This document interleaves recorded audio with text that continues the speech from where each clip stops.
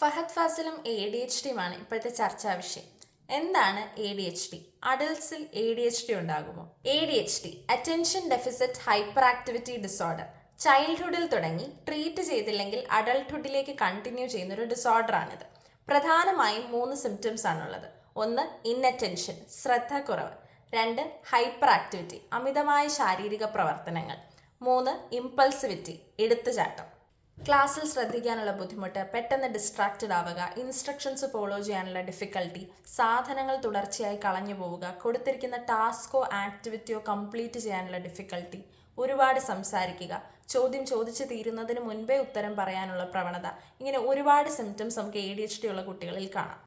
ഇത്തരം symptoms quality of ലൈഫിനെ ബാധിക്കുന്ന വിധത്തിൽ ഒരു നിശ്ചിത കാലയളവിൽ കൂടുതൽ കാണുമ്പോഴാണ് നമുക്ക് ADHD എന്നൊരു ഡയഗ്നോസിസിലേക്ക് എത്തിച്ചേരാൻ സാധിക്കുന്നത്. ADHD ഒരു ട്രീറ്റബിൾ ഡിസോർഡർ ആണ്. കുട്ടികളിൽ ഇത്തരം ലക്ഷണങ്ങൾ കാണുമ്പോൾ അതിന് വേണ്ട ഗൗരവം കൊടുത്ത് എത്രയും പെട്ടെന്ന് ഒരു പ്രൊഫഷണലിനെ കൺസൾട്ട് ചെയ്യേണ്ടത് വളരെ ഇമ്പോർട്ടൻ്റ് ആണ്. അഡൾട്ട്ഹുഡിലേക്ക് എത്തുമ്പോൾ ADHD വർക്ക് ലൈഫിനെയും റിലേഷൻഷിപ്സിനെയും ഒക്കെ ബാധിക്കാനും അത് ലോ സെൽഫ് എസ്റ്റീമിലേക്ക് ലീഡ് ചെയ്യാനുള്ള സാധ്യതയുമുണ്ട്.